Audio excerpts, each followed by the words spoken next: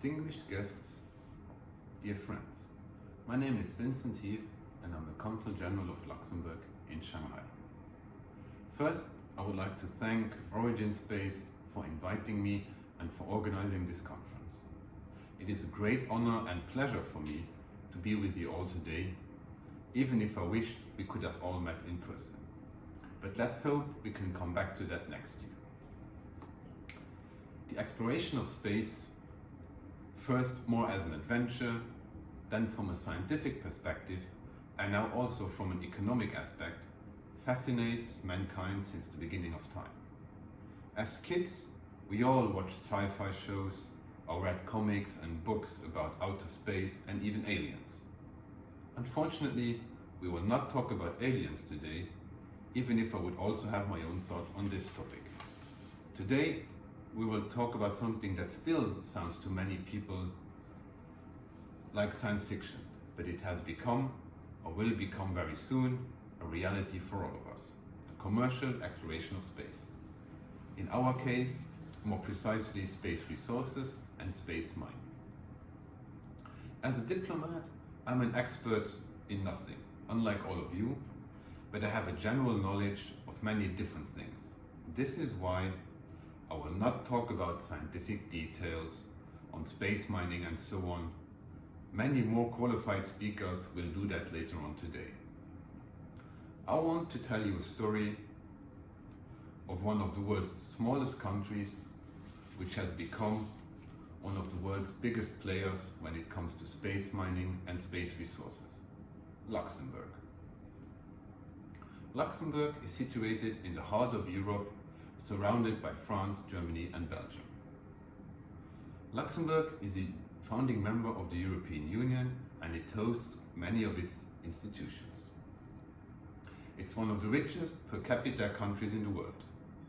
It only has 600,000 inhabitants, but what's interesting to note that about 200,000 people cross the border every day to work in Luxembourg.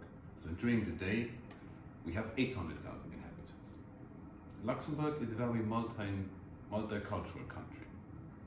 43% of our residents are non-Luxembourgers, representing more than 150 nationalities. Finally, in recent years, Luxembourg has been known as a world-leading financial sector. The fortress of Luxembourg was first mentioned in the 10th century, but it took until 1839 that Luxembourg was officially created, at the time as a buffer state between France and Germany to avoid conflicts between these two countries. Before that, like many small countries in Europe, Luxembourg was invaded several times. Now, Luxembourg is the only Grand Duchy in the world. Up until the Second World War, Luxembourg was a rather poor farming country with a certain prosperity building up from the production of steel in the south of the country. Still today, Luxembourg is a major player in the steel industry in the whole world, hosting ArcelorMittal, the world's largest steel company, which has its origins in Luxembourg and still its worldwide headquarters. After the Second World War, natural resources in the south, which are necessary for the steel production, declined, so Luxembourg had to find new economic sectors to prosper. As you know, especially for a small country, you need to find your niches. Luckily, we had smart politicians at the time who created a legal framework for a financial sector based on international banking and international fund management. Today, Luxembourg is one of the world's leading financial sectors. We have around 125 banks that are established in Luxembourg. We have 85% market share in cross-border investment funds. We are the #1 investment center in Europe, #2 in the world.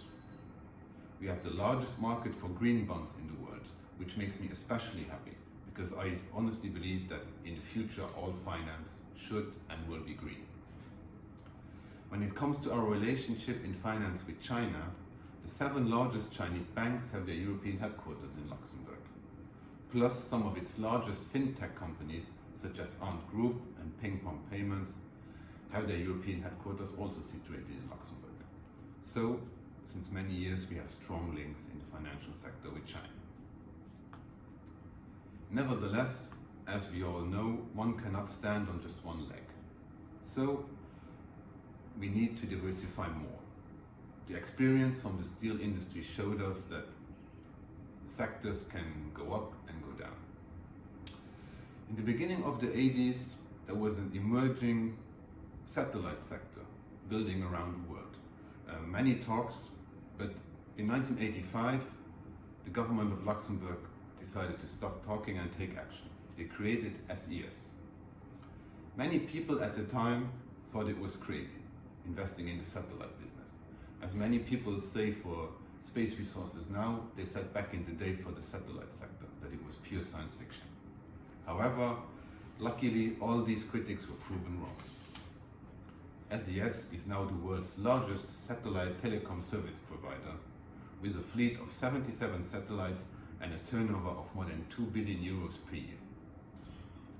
SES, which means Société Européenne de Satellites, which could be translated to European Satellite Company, recently signed partnerships with international players such as SpaceX, Google and Thales. What I would like to point out here is the fact that European is in the name of SES, which shows that when Luxembourg does something, we try to do this on the European level. As I said, we are a founding member of the EU, we are situated in the heart of Europe, and we believe in Europe and its international importance as a market. This, SES, is the basis for Luxembourg's growing commercial space sector today. So one can say that we have close to 50 years of experience in the sector by now. Today, Luxembourg hosts more than 70 companies in the space sector. A few years ago, we created the Luxembourg Space Agency to be officially present in all the international committees. In 2016, we created the Space Resources Initiative. We were the second country in the world and the first in Europe to create a legal framework for space mining. The Luxembourg University has a master in space, communication and media law, which again is linked to the research needed these days for space mining in the future. In addition to this, we have dedicated incubators which can give you, for example, lunar surface conditions to try your space materials. Last year, Luxembourg created the European Space Resources Innovation Center, together with the Luxembourg Institute of Science and Technology and with the European Space Agency. This is a unique research center in the area of space resources and also in the future area of in-space economy. My friend and colleague Matthias Link, who will speak later today, will give you a bit more details on this highly interesting research project. Finally, what does the future hold? Luxembourg and its space industries, what we want to do is create opportunities. Create opportunities with partners from all over the world. As we are focusing in this sector on the economic aspects, politics play a very little role. So companies from China, the US, Europe, Japan, South Korea, etc. have chosen Luxembourg as their basis and all collaborate together very fruitfully. So, if you want to expand your activities to Europe and to the world, Luxembourg should definitely be on your map, and we are of course at your disposal for any questions you might have. Let me finish by wishing you all a fruitful and highly interesting conference today.